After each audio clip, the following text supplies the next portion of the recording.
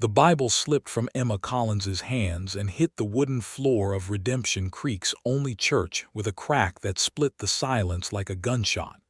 Every head in the congregation turned. Every pair of eyes found her. But Emma did not look at them. She was looking at John Merritt, who stood at the front of the church beside Reverend Aldous Webb, hat pressed to his chest, jaw set like iron, eyes burning with something she had never seen in a man's face before. Not rage, not guilt, not grief alone, but all three knotted together into something that looked almost like love destroyed before it had the chance to fully live. "You knew," she said. Her voice did not shake. She had promised herself it would not shake. "You knew what they were planning to do to my land, and you said nothing." The congregation held its breath. 60 people packed into pine pews on a Sunday morning in October of 1882, and not one of them made a sound.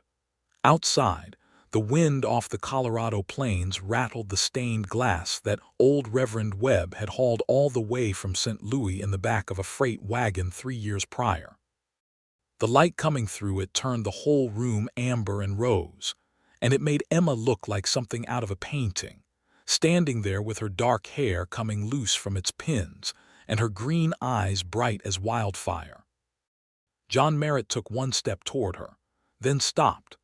"Emma," he said, and the way he said her name, like it was the only word in the English language that meant anything to him, made at least 4 women in the front pew press their hands over their hearts. "Don't," she said. "Don't say my name like that in front of God and everyone when you have been keeping secrets that could cost me everything I have left in this world." She bent down, picked up the Bible, and walked out of the church with her spine straight and her chin up, the door swinging shut behind her with a finality that felt like the last page of a book being closed. And John Merritt stood there at the front of Redemption Creek's only church, holding his hat, looking at the door, and every person in that room understood that whatever had been building between those two for the past several months had just reached the edge of something irreversible. But to understand how they arrived at this moment, how a woman who had walked into that church alone every single Sunday for 2 years found herself standing inside it with enough fury and enough heartbreak to shake the walls, you had to go back to the beginning. You had to go back to the first Sunday in April, when John Merritt arrived 10 minutes early and changed the shape of everything. Emma Collins had come to Redemption Creek in the spring of 1880 with $32, a wagon load of her late mother's furniture, and a deed to 80 acres of grassland her father had left her when he died of a fever the previous winter. She was 26 years old.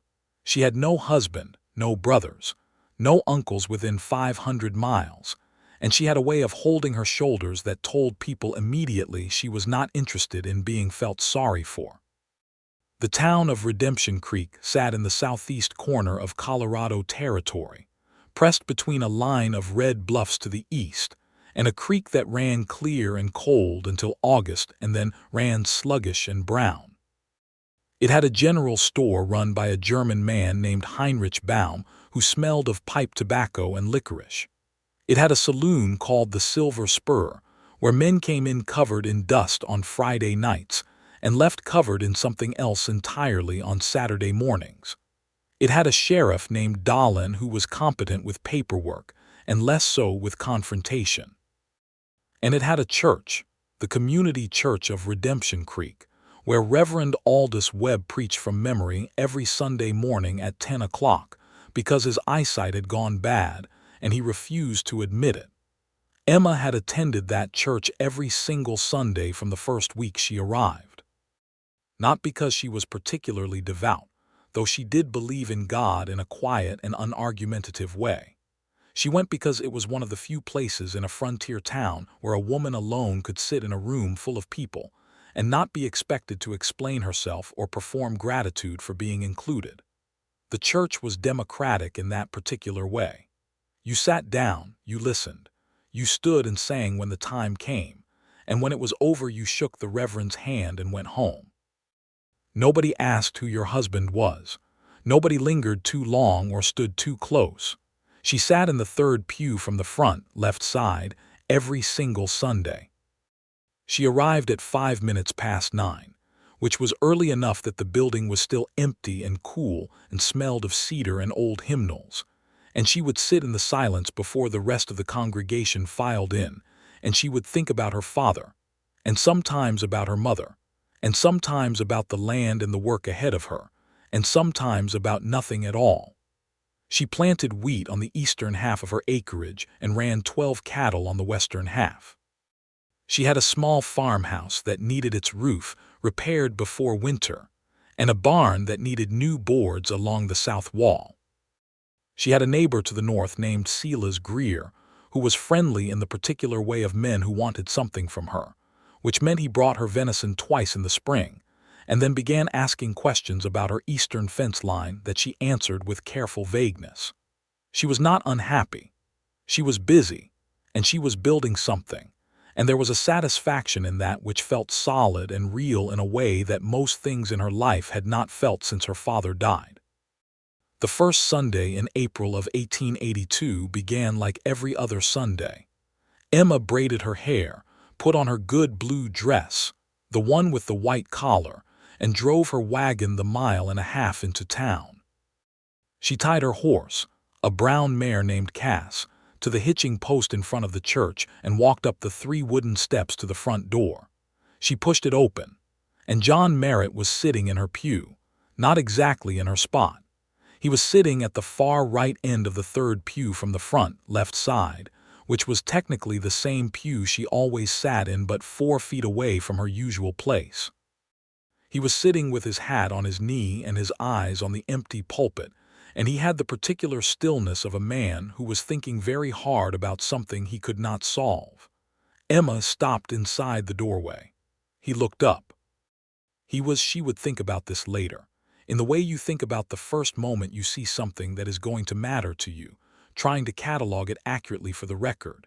He was perhaps 30 years old, though the western sun had weathered his face enough that he might have been slightly younger.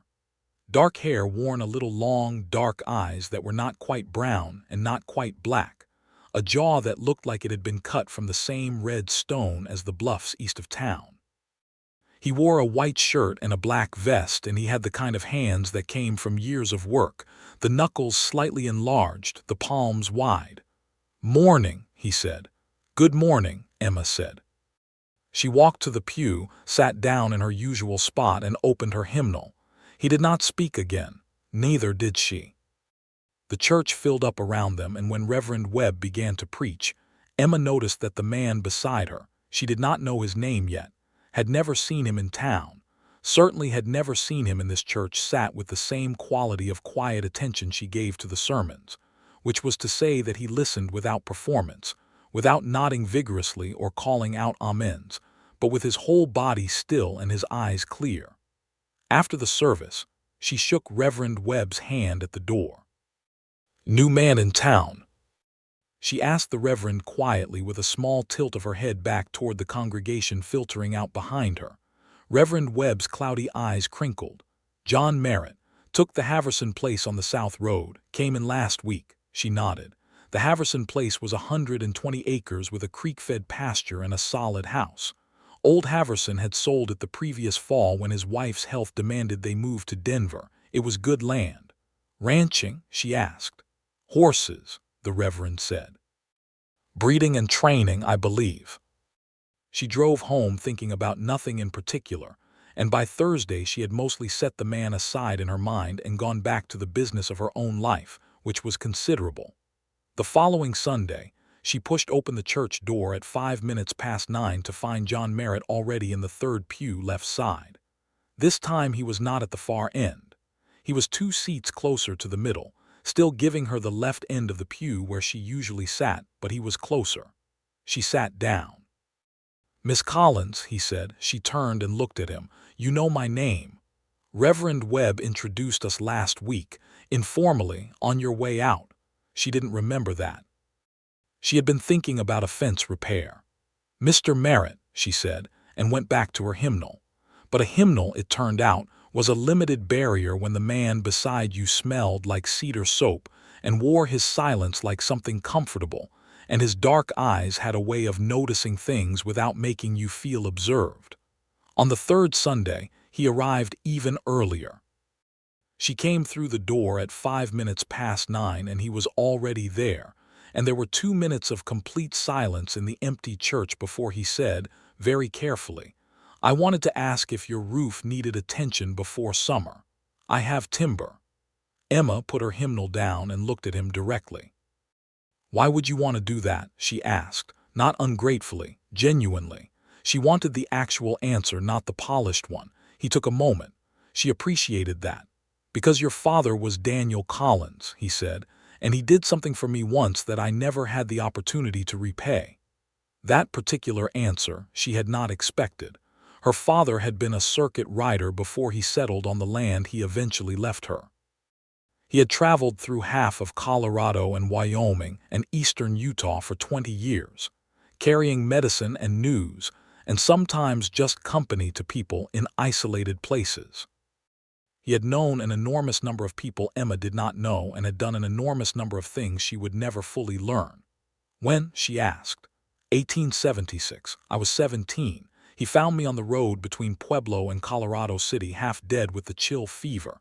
He put me in his wagon and drove 3 hours out of his way to get me to a doctor in Trinidad." John Merritt looked at his hands. "He sat with me for 2 days until the fever broke. Never asked anything, just stayed." Emma felt something move in her chest that she did not immediately name. "He didn't tell me that story," she said. "No," John said. "I don't think he was the kind of man who kept a ledger of what he'd done for people." "He wasn't," she said, and then after a pause, "The roof can wait until May. The south wall of my barn is more urgent." John Merritt nodded. "I'll come Saturday morning if that suits you." "It suits me," she said, and opened her hymnal, and they sat in the amber silence of the empty church for another 4 minutes before the congregation began to arrive. He came Saturday morning with good timber and 2 strong horses, and worked from 7 until 2 in the afternoon without stopping, except to drink from the well. Emma brought him lunch bread and cold beef, and a slice of dried apple pie she had made the night before for reasons she did not examine too closely, and they sat on the tailgate of his wagon and ate it. She asked about the Haverson place. He described what needed doing and what was already sound. She told him about the wheat and the cattle. He asked intelligent questions about both. The conversation had the ease of 2 people who were each more accustomed to silence than to talking, but who found, with some surprise, that they did not mind talking to each other. When he left, he touched the brim of his hat and said, "Same time next Sunday." She understood he meant the church, and she said, "Yes," and went back inside to wash the lunch dishes and did not think about him again until that evening, when she was sitting on her porch watching the sun go down behind the bluffs and realized she had been sitting there for an hour without thinking about her fence repair, which was the first time in 2 years she had failed to fill her evening thoughts with practical problems. The Sundays became a pattern. He arrived 10 minutes early, every time without fail. She arrived at 5 minutes past 9 to find him already there, 2 seats from her, and they would sit in the quiet church together for 10 minutes before the congregation came, and in those 10 minutes, in that strange amber space between solitude and company, they talked. Not always about important things. Sometimes about the weather and what it meant for the summer range. Sometimes about the town and its politics and its people. Sometimes about books. He had read more than she would have expected, and remembered what he read in the way of people who had spent long stretches of time alone with no company but print. By June, she had learned that he had grown up in Missouri, that his mother had died when he was 12, that his father had been a difficult man in the way that men who are afraid of their own grief are always difficult, and that John had left at 16 and worked his way west through a series of jobs: ranch hand, freight driver, Army scout, for a single terrible year that he did not discuss in detail. Before coming to understand that what he wanted was horses and land, and the particular kind of quiet that came with both. By July, she had learned that she was willing to tell him things she had not told anyone in Redemption Creek, about her father's long absences when she was a child, about her mother's loneliness and the way it had shaped Emma's own independence, which had its roots not in strength, but in the early understanding that depending on someone's presence was a gamble that did not always pay. About the way she had felt when she arrived in Redemption Creek with $32 and a deed, and understood that she was entirely her own responsibility, which had been at once the most terrifying and the most clarifying moment of her life. He listened to all of it the way he listened to Reverend Webb's sermons, with complete, unfussy attention, without comment unless comment was useful, without the flinching discomfort that most people showed when a woman spoke plainly about difficulty. Somewhere in July, their 10 minutes before the service began to extend. He started arriving 15 minutes early, then 20. By August, she was arriving at 9, and he was already there at 1:45, and they were having actual conversations that required the Reverend's first hymn to interrupt. The town noticed. Of course the town noticed. Redemption Creek had 340 residents, and the church held 60 of them every Sunday, and the other 280 heard about everything that happened inside it by Monday morning. Mrs. Doris Placer, who ran the boarding house and functioned as the town's primary intelligence network, told Heinrich Baum, who told his wife Clara, who told Emma on a Wednesday in August when Emma came in for flour and salt, that the town found the situation very romantic, and that John Merritt was considered by the women of Redemption Creek to be, in Clara Baum's careful phrasing, a very fine prospect. Emma bought her flour and salt and said nothing, and drove home with her jaw set, not because the observation offended her.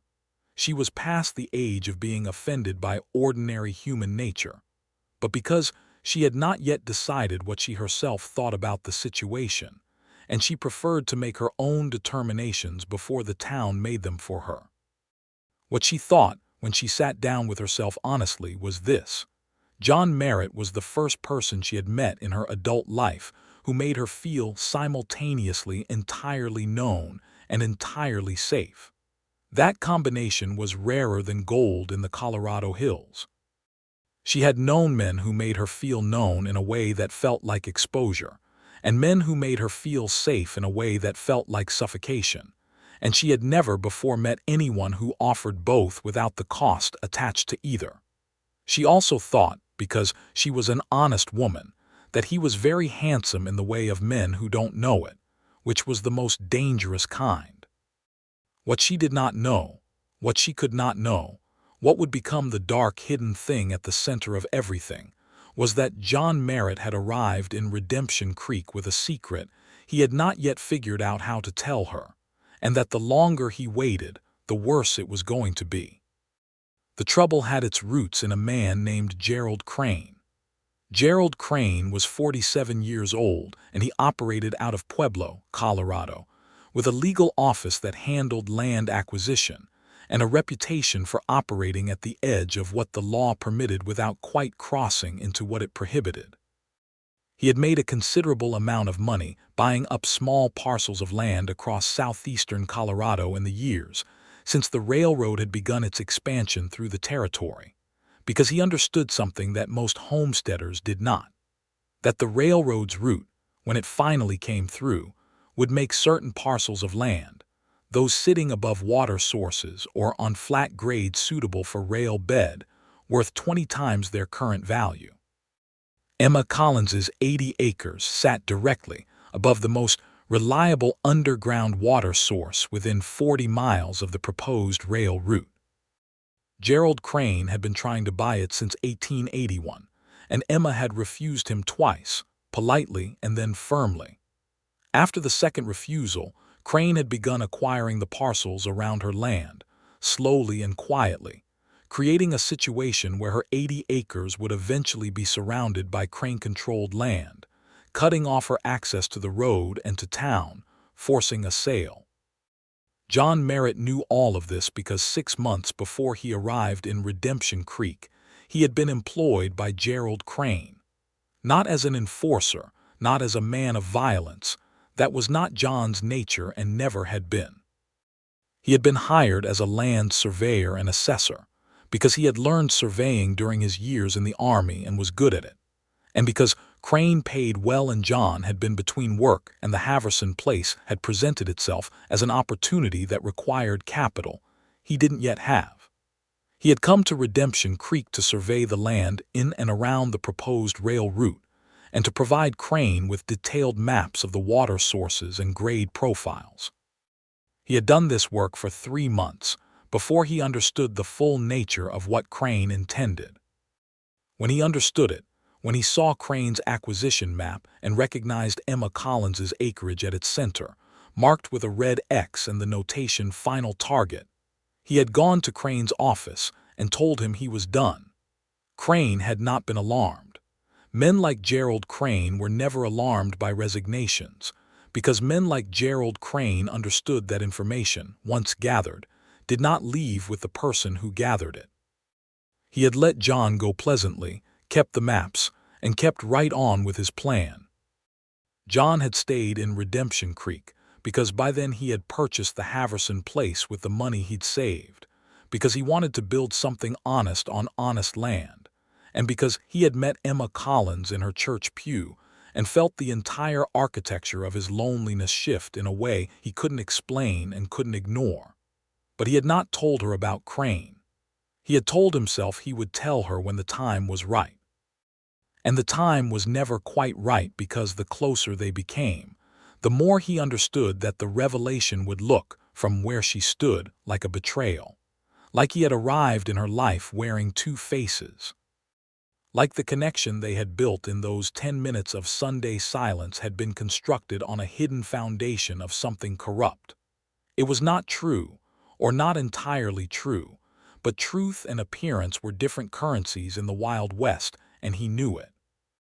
He went on not telling her through July and August and into the golden slide of September. And during that time, Crane's people quietly acquired the parcels to the north and west of Emma's land.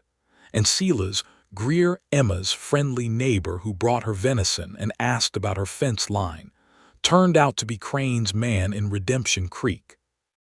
And everything was moving toward a conclusion that Emma did not see coming because she was busy with her wheat harvest and her roof repair, and her 10 minutes of Sunday morning happiness that she had finally admitted to herself was the best part of her week.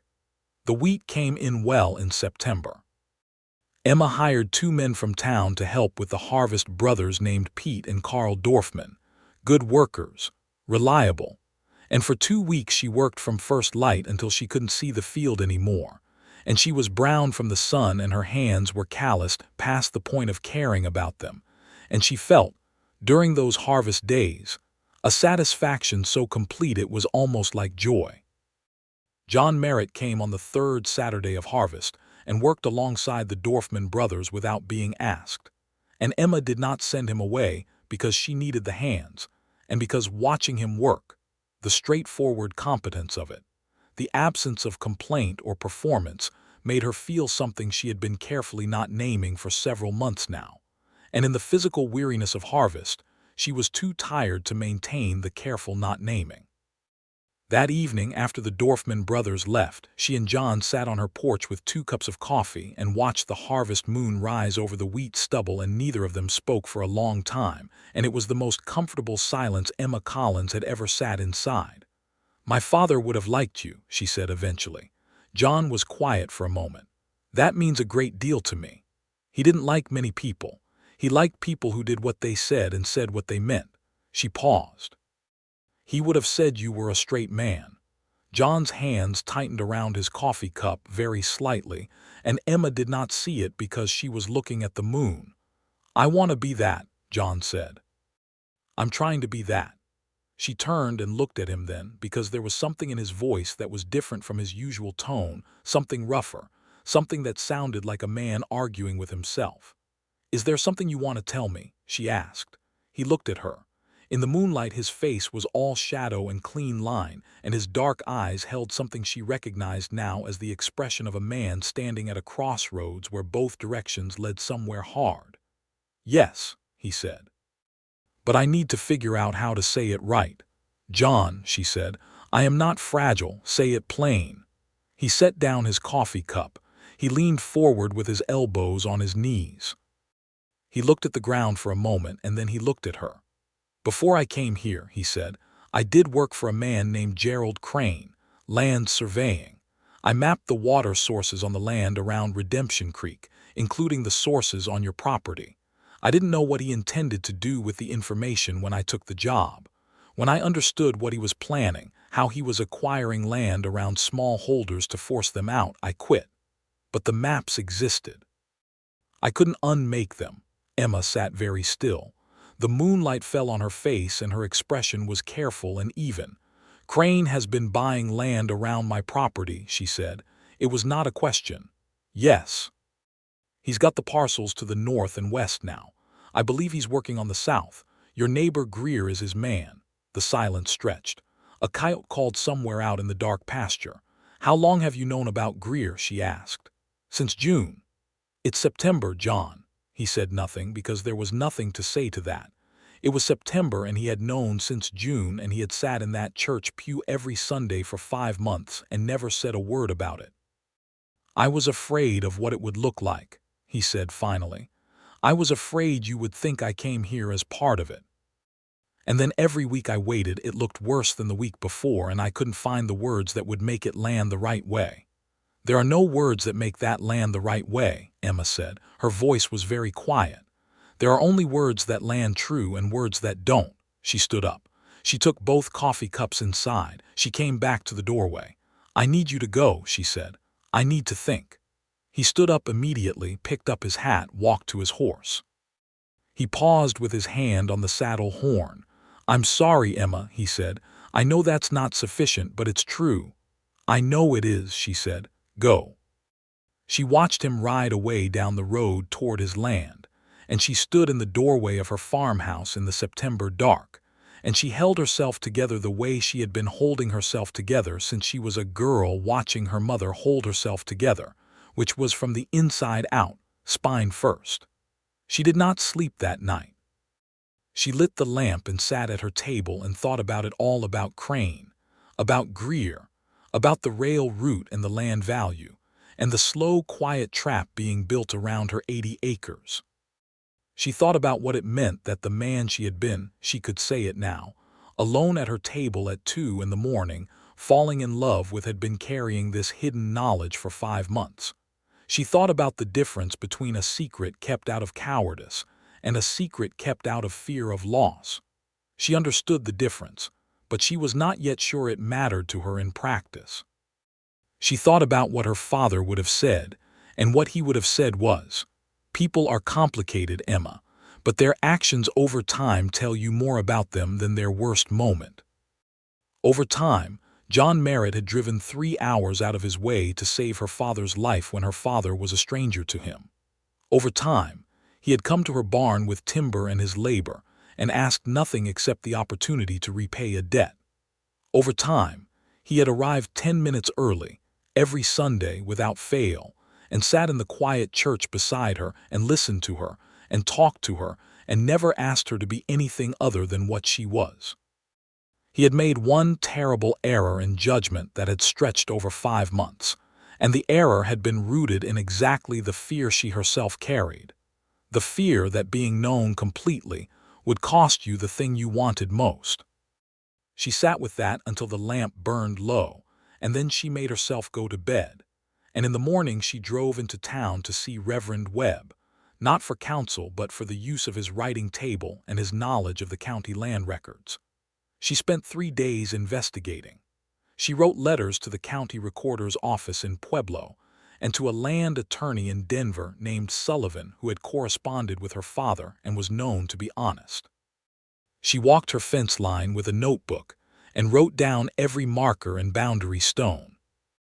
She went to see Sheriff Dolan, who listened to her with the uncomfortable expression of a man who did not like what he was hearing but could not find a way not to believe it, and who admitted that, yes, he had heard of Gerald Crane, and yes, Crane's reputation was not entirely clean, and yes, he would make some inquiries of his own. She did not go to see John Merritt. She saw him on Sunday. He was in the 3rd pew 10 minutes early when she arrived. He looked like he had not slept well. She sat beside him and they were silent for a long time. "I'm fighting Crane through legal means," she said finally. I'm writing to a land attorney in Denver and documenting everything.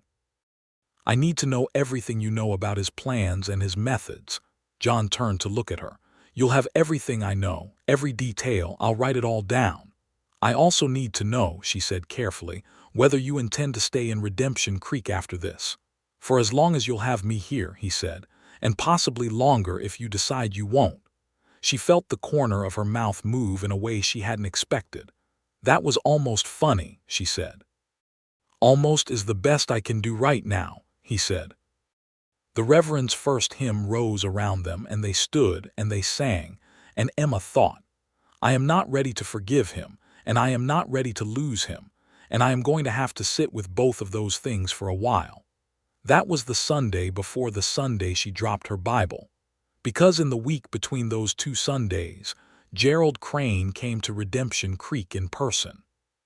He arrived on a Thursday, driving a fine black buggy with a bay mare and two men riding behind him that Emma recognized, with a cold drop in her stomach, as the kind of men who were hired specifically to be noticed. He came to her door in the afternoon, dressed in a town suit, hat off, with the polished smile of a man who had made his fortune on the premise that everyone had a price if you found the right denomination. He introduced himself as if she didn't know who he was, which told her immediately that he did not know she had been investigating him. That was useful. He offered her $1,000 for her 80 acres. She told him she was not interested in selling. He increased his offer to $1,200. He described, in careful language, the difficulty of maintaining an isolated property without access to good road, which was a way of telling her that he intended to complete the encirclement. He described the railroad's coming expansion as a matter that would make small-scale farming and ranching economically unviable in the long term, which was a way of telling her that he intended to wait her out if she didn't take the money now. Emma looked at him across her threshold and said, Mr. Crane, I have a letter on its way to a Denver attorney and documentation of every land purchase you have made in this county in the past 2 years. I have also had a conversation with Sheriff Dolan. I would encourage you to have a conversation with your own legal counsel before making me any further offers. Crane's polished smile did not move, but something behind his eyes shifted. Miss Collins, he said, I hope you won't make this more difficult than it needs to be. I find, Emma said, that things are always exactly as difficult as they need to be. She closed the door. She listened to the buggy drive away, and then she sat down on her kitchen floor, which was not something she usually did, and breathed for 60 seconds, and then she stood up and went to find her writing paper because she needed to send John Merritt a message about what had just happened. She wrote, Crane came. I told him about the attorney and the sheriff. He will not wait. We need to meet tomorrow.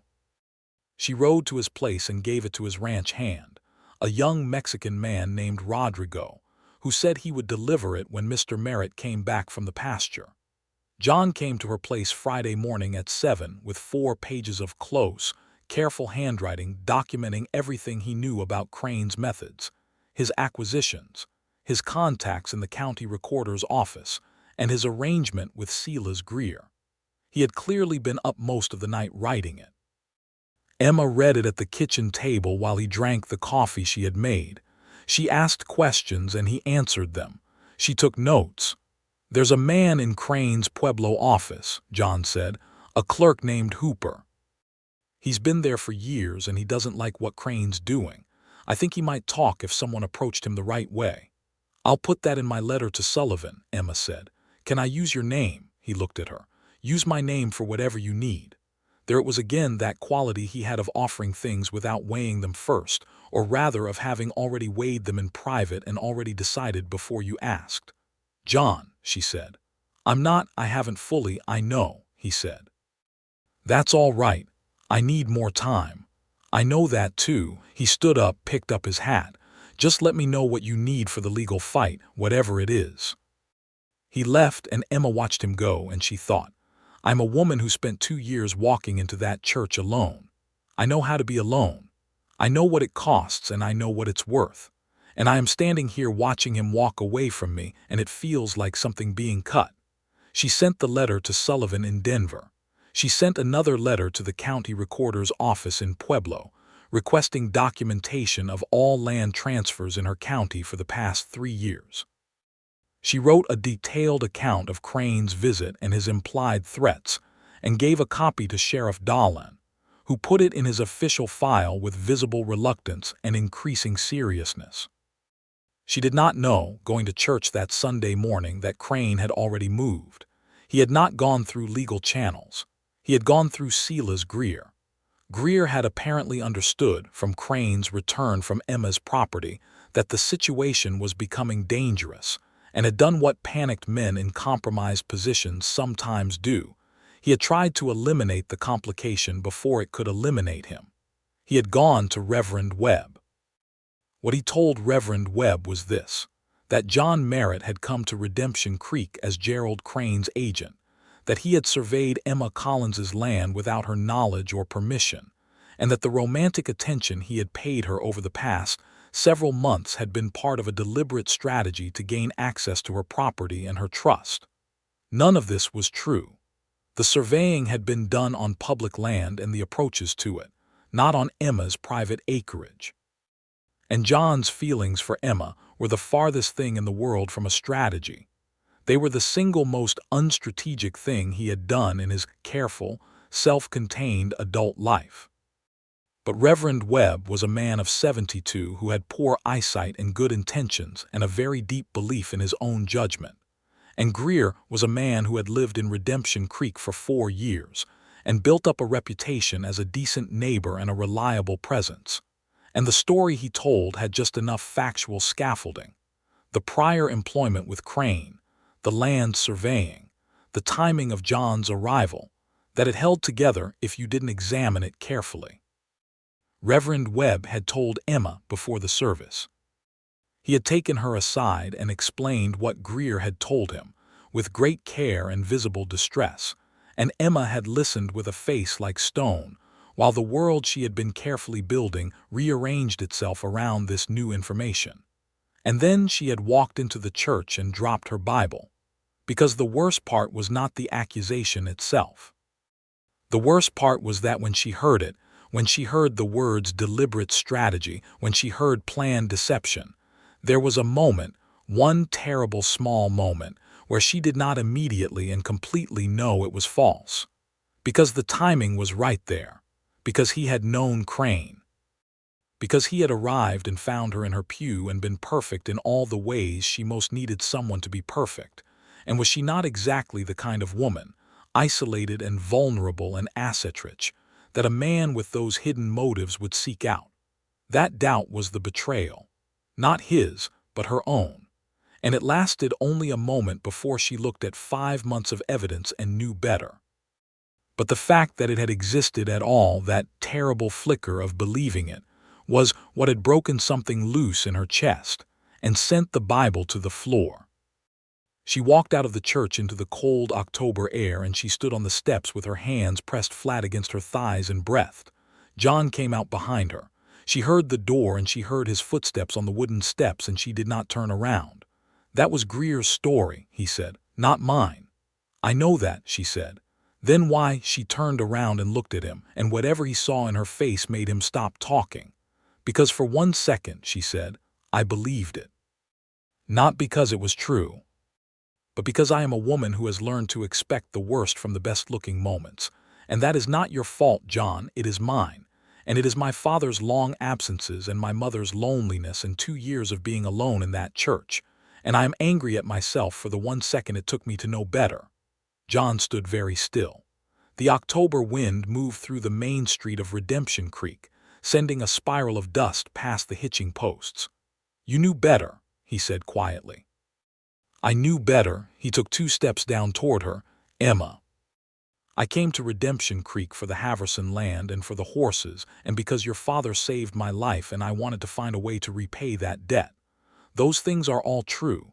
Everything else sitting in that church, staying early, all of it, that had nothing to do with Crane and nothing to do with strategy.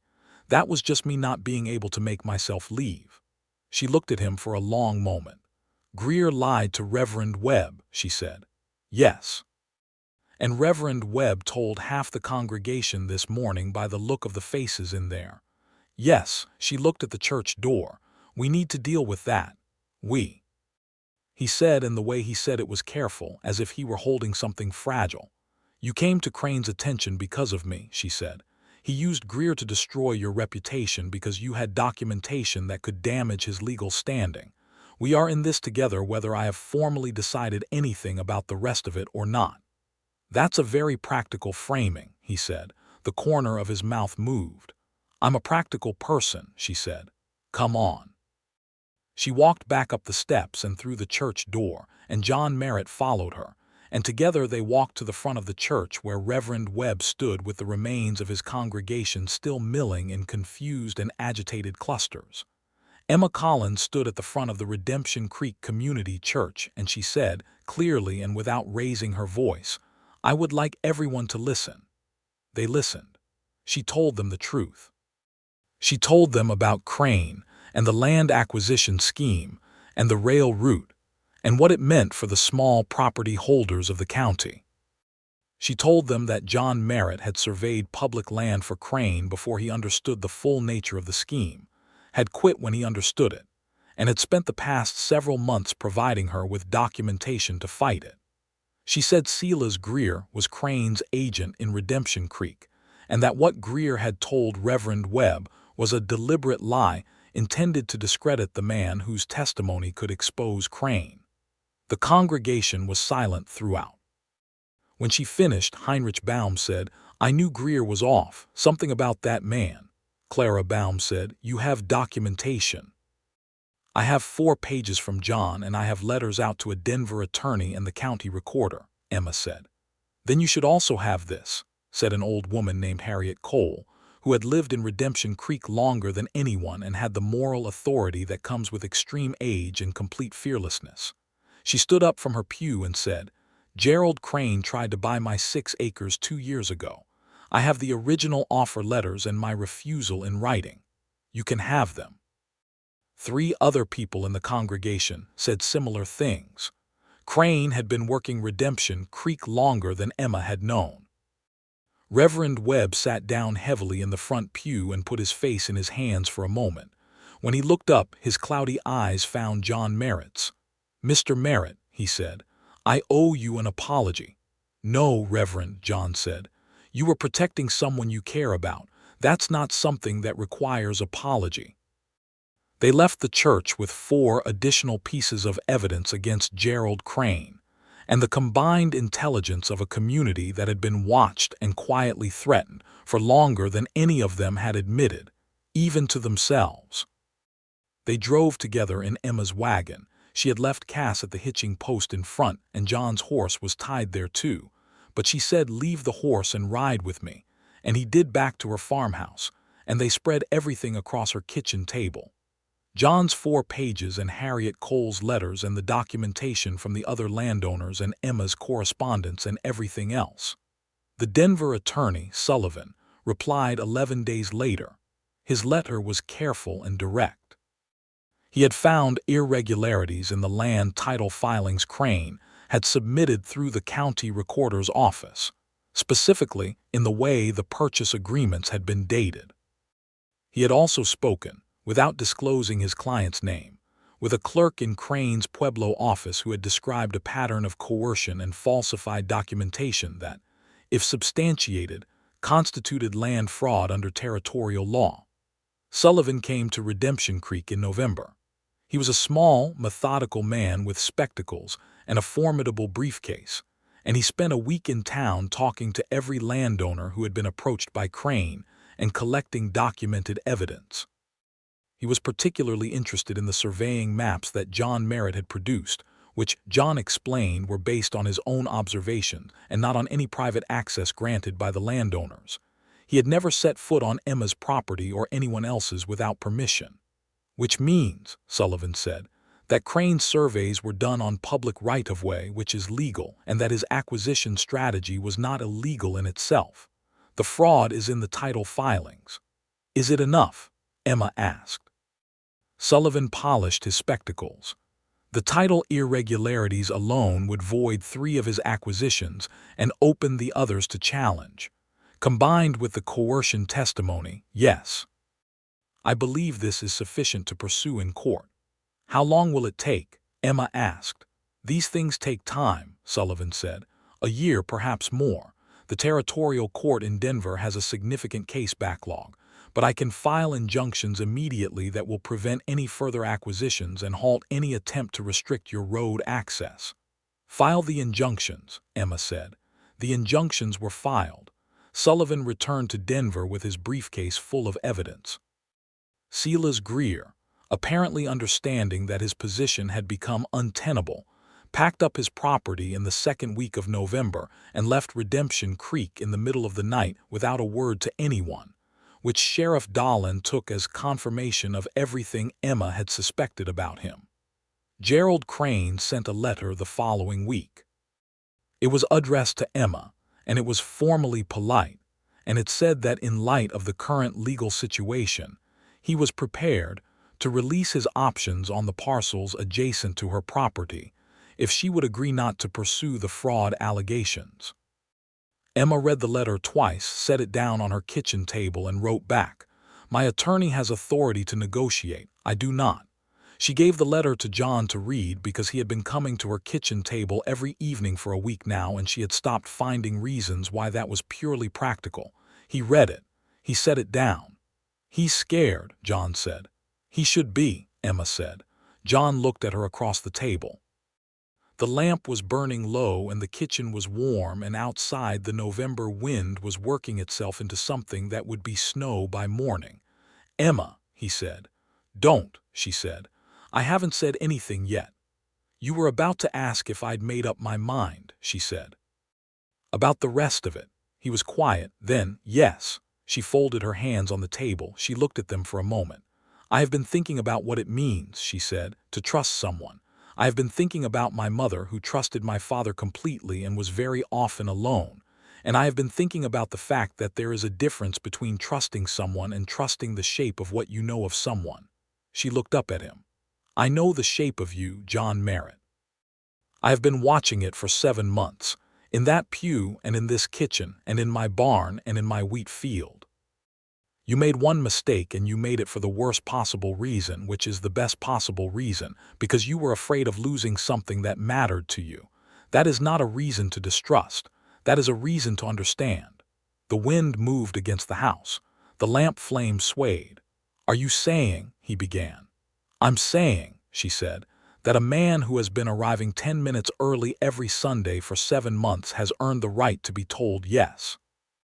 John Merritt was not a man who showed things easily on his face. Emma had observed this over 7 months and considered it one of his more interesting qualities, the way his inner life lived just below the surface of an expression that most people would read as neutral. But in that moment, sitting across from her at her kitchen table with the lamp burning low and the snow starting outside, she saw everything come up to the surface at once. He reached across the table and put his hand over hers. "Yes to what, exactly?" he said. "I want to be very clear." "Yes to everything you haven't asked me yet," she said, "in whatever order seems right." He stood up and came around the table, and she stood up, and he put his hands on either side of her face, the way you hold something you are terrified of breaking, and he kissed her with all the care and restraint of a man who understood that he was being given something that had been earned, not granted. She kissed him back with the whole of 7 months of careful not naming. When he left that night, because he left, properly and without her having to ask, which was characteristic of him, she stood at her kitchen window and watched his lamp swinging from the wagon as he drove back to the Haverson place through the first snow, and she felt something settle in her chest like the last piece of a complicated structure finding its place. He asked her to marry him in December. He did it in the church, 10 minutes before the Sunday service, in the empty amber quiet that had become their place. He did it simply and directly, without performance, and she said yes the same way. And Reverend Webb came in to find them sitting side by side in the third pew with their hands clasped together, and understood immediately, and spent the entire service smiling so broadly that his congregation thought he had received some private divine news. They married in February of 1883, on a Sunday, in the same church, with the stained glass throwing rose and amber light across everything, and every person in Redemption Creek who could stand upright packed into the pews. Harriet Cole sat in the front row and wept openly, which she said was her right as the oldest person present. Heinrich and Clara Baum brought food for the reception. Sheriff Dahlin came in his best coat and shook John's hand for a long time. Emma wore her good blue dress with the white collar, which had been the dress she wore every Sunday for 2 years, and which seemed to her the right choice for a ceremony that had its roots in a church pew and a 10-minute gift of silence. The legal case against Gerald Crane concluded in the spring of 1883, faster than Sullivan had predicted, because the territorial court was not, in the end, required to rule on the full fraud case. Crane settled. He released his options on all the adjacent parcels, paid restitution to the landowners who had been pressured into below-market sales, and withdrew from the county entirely. Sullivan reported that Crane had apparently decided that the exposure risk was greater than the profit potential, particularly once it became clear that the railroad's route had been adjusted, and the water source on Emma's land was no longer as strategically critical as Crane had believed. Emma received this news on a warm April morning, sitting on her porch with a cup of coffee, and her first thought was that she wished she could tell her father. Her second thought was that she could tell John. He was in the barn, already at work, because he had moved into the farmhouse after the wedding, and the two properties were now run together as a single operation that made more sense than either had individually her wheat and cattle and his horses, and the creek-fed pasture on the Haverson land, which they had decided to rent out to a young family, named the Garcias, who had arrived in Redemption Creek the previous fall from New Mexico Territory, with 4 children and a great deal of determination and very little capital. Emma walked into the barn and told him about the settlement, and John put down the harness he had been mending and pulled her in and held her against his chest for a long moment, and she felt the relief of it move through him as much as through herself, because the threat had been hanging over both of them since the previous September, and its removal was a physical thing. "It's over," he said into her hair. "It's over," she agreed. Life in Redemption Creek settled into the rhythms of a well-built thing. The wheat came in good that summer. John's first breeding season produced 7 foals, 4 of which he sold to a cavalry remount station, and 3 of which he kept for training. The Garcia family on the Haverson place were excellent neighbors, hardworking, generous with their time, quick to share their knowledge of the land's water patterns, which ran differently than John had realized. Their oldest son, Miguel, who was 15 and gifted with horses, began coming to work with John on Saturdays, and it became clear within a month that the boy had something rare in the way he communicated with the animals, and John began teaching him everything he knew. They went to church every Sunday. John arrived 10 minutes early, and Emma arrived 5 minutes after that, and for a time they had their 10 minutes of quiet together in the third pew left side, before the congregation came, and the intimacy of it, that small daily practice of presence, was something Emma thought about when people asked her what made a marriage work, though she could never fully explain it to anyone else's satisfaction. In the autumn of 1883, Emma discovered she was expecting their first child. She told John on a Sunday morning in the church before the service, in their 10 minutes of quiet. She had considered telling him at home and had decided the church was right, the place where it had all begun, the place that had held all the careful accumulation of what they were to each other.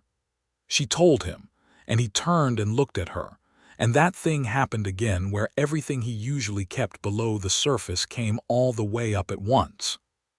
He put his arm around her in the pew, which was not something they usually did, and she leaned into him, and Reverend Webb came in to find them sitting that way and paused at the door, and then walked very quietly to the pulpit and began arranging his notes and said nothing at all, because some things in a church deserved their own ceremony, and he was man enough to know when his role was simply to witness.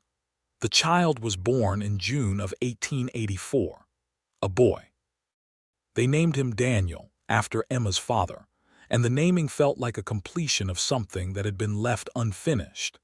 The debt John had carried for years, the absence in Emma's chest since the fever had taken her father, all of it gathered into this particular name given to this particular child on a particular summer morning in a farmhouse outside Redemption Creek, Colorado Territory.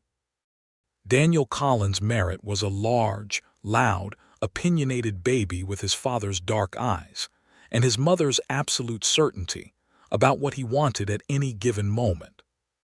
He slept badly for 3 months, during which Emma and John discovered the particular intimacy of exhaustion shared, passing the baby in the dark, the small necessary wordless communications of two people keeping something alive together.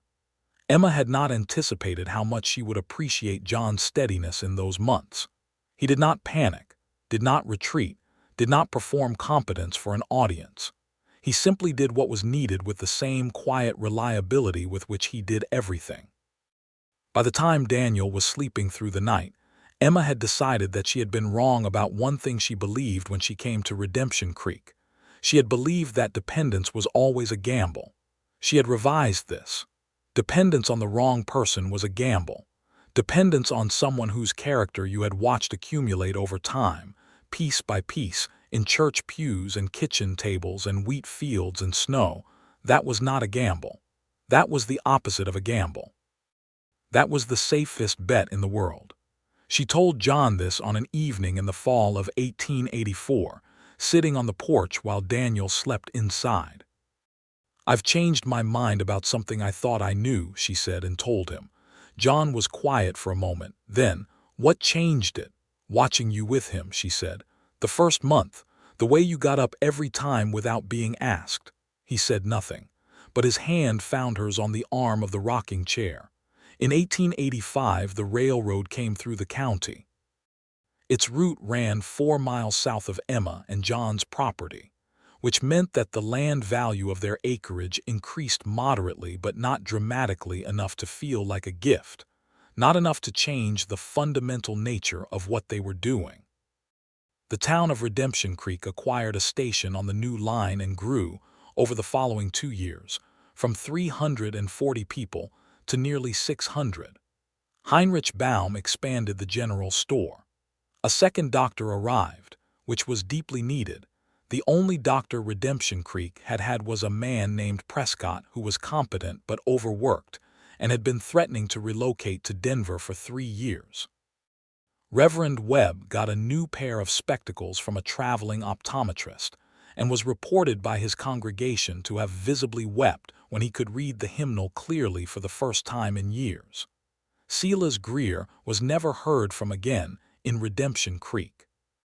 Gerald Crane, according to Sullivan's occasional letters, had relocated to Kansas and was operating in a different territory with a slightly different approach, having learned, apparently, that the specific combination of determination, legal knowledge, and community solidarity that existed in Redemption Creek was not something he wanted to encounter twice.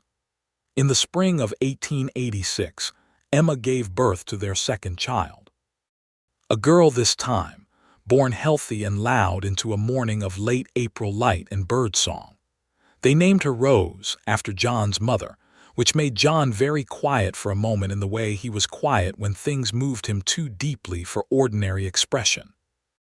Daniel, who was almost 2, was introduced to his sister with the careful ceremony that Emma felt the occasion deserved, and regarded her with an expression of bafflement that would eventually soften, over months, into the particular fierce protectiveness of an elder sibling. The farm grew. The horse breeding expanded. Miguel Garcia, who was 19 by 1886, had become John's partner in the horse business, genuinely equal, with a stake in the operation, because John said the boy had earned it 10 times over and Emma agreed. Miguel's family had proved themselves such integral parts of the community that the idea of Redemption Creek without the Garcias had become impossible to imagine, and Emma thought about this sometimes. About how a community was built not from its founding families, but from everyone who arrived afterward with determination and care. She thought about it in church, in the third pew left side, with John beside her and Daniel between them and Rose in her arms. They still arrived early. Not quite as early as the beginning life with small children complicated the arithmetic of punctuality, but early enough for a few minutes of quiet before the congregation filled in. The habit had survived everything: the confrontation, the revelation, the legal battle, the sleepless months of new parenthood, the expansion and complication of a life that had started with $32 and a deed, and a woman who walked in alone every single Sunday.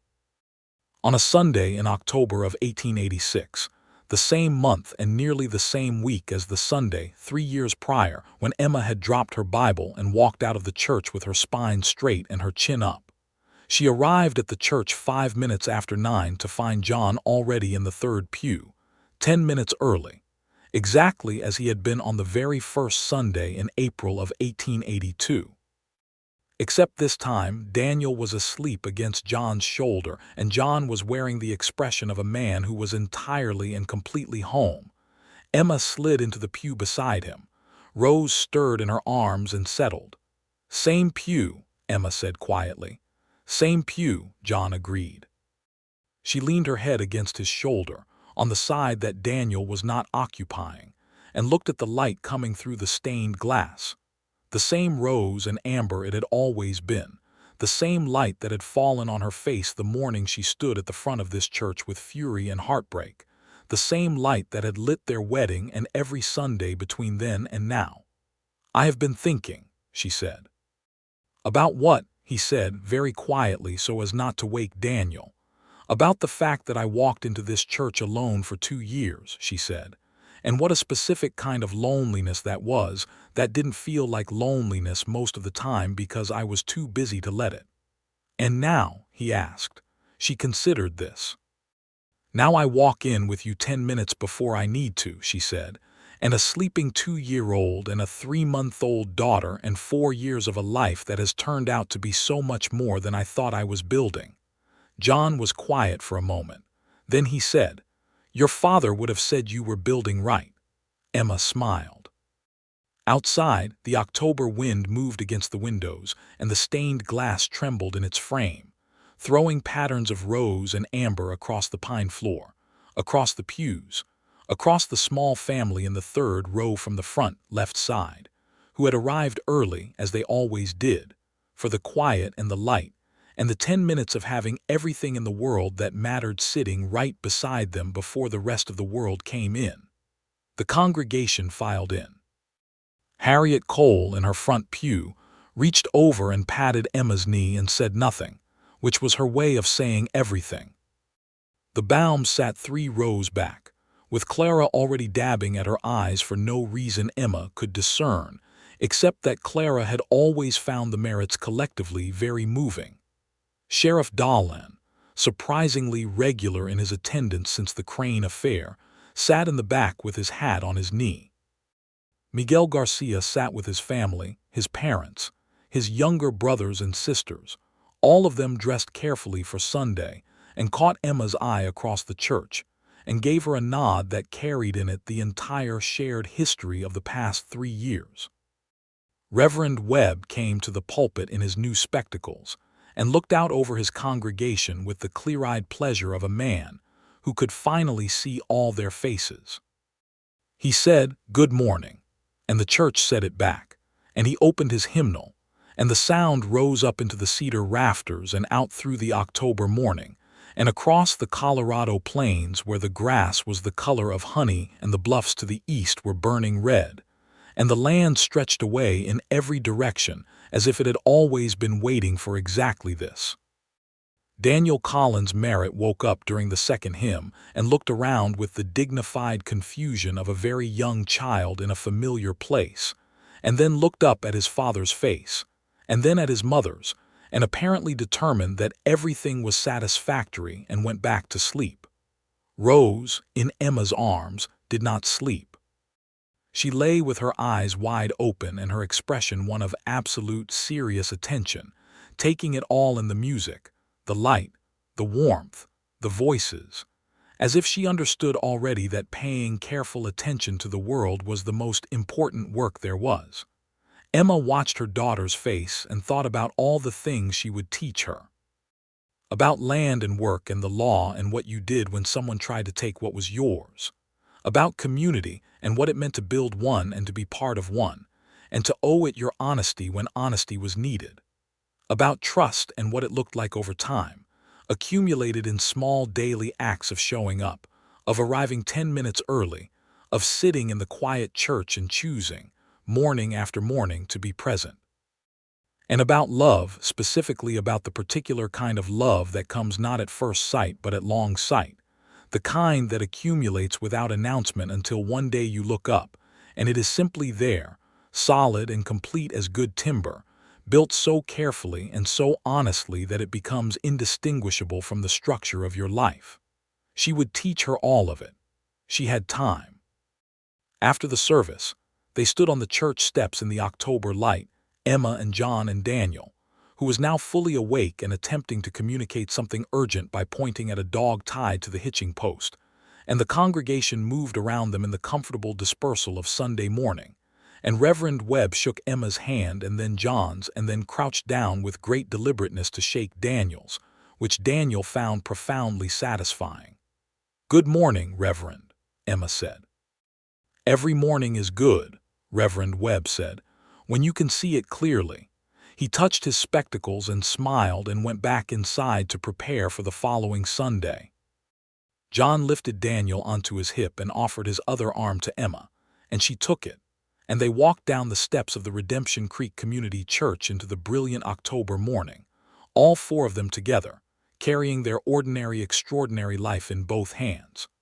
The road home was dry and golden, and the brown mare Cass moved at an easy pace, and the Colorado sky above them was the specific shade of blue that only exists in October, deep and clean and without limit.